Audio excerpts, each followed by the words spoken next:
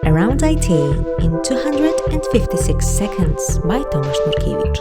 Episode 53. Content Delivery Network. CDN is a set of geographically distributed servers for fast content delivery. Without CDN, all requests are routed to your own server, located somewhere in the world. For example, in San Francisco. If your visitor lives in Australia, the experience is rather poor. But now imagine the traffic to your website is proxied through a global caching layer.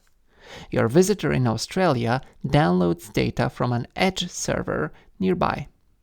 A different visitor in Cape Town, Africa, will be routed to a completely different CDN server. The routing is done by the CDN itself, typically via DNS. It's transparent to your visitors.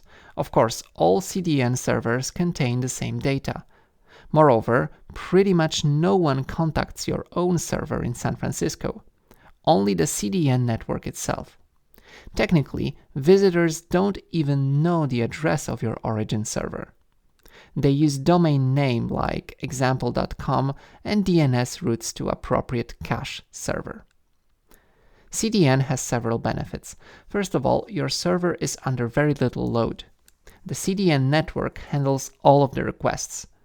Secondly, if someone tries to perform a DDoS attack, they will attack the humongous CDN infrastructure, not you. CDN networks are built to handle insane traffic, including DDoS. Last but not least, even if your website is temporarily down, the CDN can still serve traffic. CDN can even add some extra features like security and spam protection. We keep talking about websites and static assets. It's true, CDNs work great for HTML, images, but also videos. You can even use CDN for video streaming. Netflix, one of the biggest consumers of global network traffic, went one step further. They deployed their private CDN directly in internet service providers' data centers.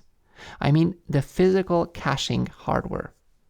Chances are that the next season of The Witcher will be streamed to your device without even touching the global internet.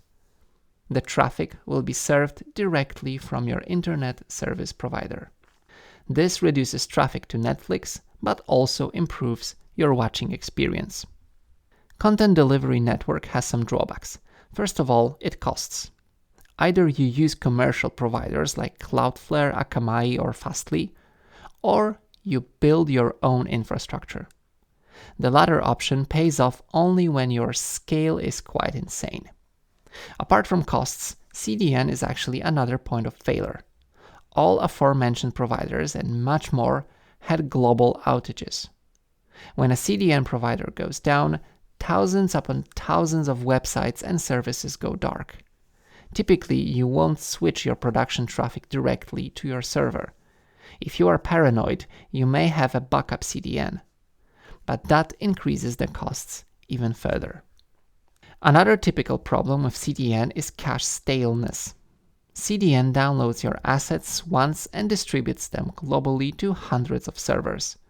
All requests to these assets are then served from a CDN. That's the point. But when your assets change, CDN must notice that and refresh its caches. Otherwise, your visitors will see the old version of images and scripts. It's crucial to understand HTTP caching headers to give proper hints to CDN. Or invalidate CDN cache manually. That's it. Thanks for listening. Bye.